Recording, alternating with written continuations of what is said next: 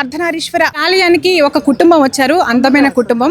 ఈ కుటుంబంలో ఒక ప్రత్యేకత ఏంటంటే ముగ్గురు కవల పిల్లలు, ఆడపిల్లలు జన్మించారు. ఆ ముగ్గురు కవల పిల్లల్ని తీసుకుని దర్శనానికి వచ్చారు. మనం ఇప్పుడు వాళ్ళతో మాట్లాడదాం.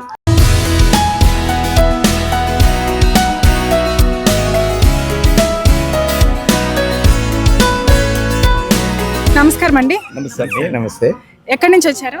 ఖమ్మం నుంచి వచ్చామండి. మీ పేరు? శివ. ఈ ఆలయం గురించి ఎవరు చెప్పారు మీకు? మాకు మా దోస్తుల ద్వారా తెలిసిందండి. 6 నెలల లోపు పాపలను అయితే అమ్మవారు మన అర్ధనారీశ్వర్ల ఒళ్ళో పెట్టి ఆశీర్వదించి ఇస్తారని చెప్పని మీకు తెలిసిందండి. అందుకని చెప్పని అట్లా ఆశీర్వాదం తీసుకుందాము.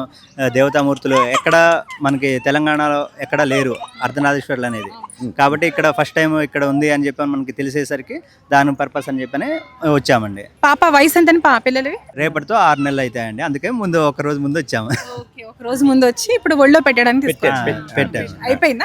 అయిపోయిందండి. ఓకే, టెంపుల్ చూసాక ఎలా అనిపించింది? మంచిగా పీస్ఫుల్ గా మంచిగా ఉందండి. వాతావరణం అంతా మంచిగానే ఉంది.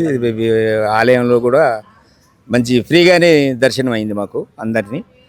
పిల్లలు కూడా అందరితో పాటుగా చూపెట్టారు, చూసాను. అయ్యగారులు కూడా మంచి చేపించి ఆశీర్వాదం ఇప్పించిండు.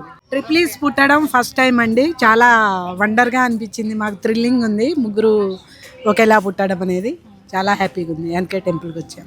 ఓకే, లక్ష్మీ పార్వతి సరస్వతి దేవి అలా ముగ్గురు అమ్మవార్లు మీ ఇంట్లో పుట్టినందుకు మా ఇంట్లో పుట్టారు. మేము చాలా హ్యాపీగా ఉన్నాం. లక్ష్మీ పార్వతి సరస్వతి దేవిల ప్రతిరూపంగా ఈ ముగ్గురు కవల పిల్లలకి జన్మనిచ్చినటువంటి తల్లితో మాట్లాడుతున్నాము. మీ పేరండి? శాంతారాణి. శాంతారాణి. ఓకే, మీ పిల్లల పేర్లు చెప్పండి. పెద్ద పాప లక్ష్మీ సహస్ర చౌహాన్. ఎవరు పెద్ద పాప ఇందులో? ఓకే, ఎలా గుర్తుపెట్టుకుంటున్నారు?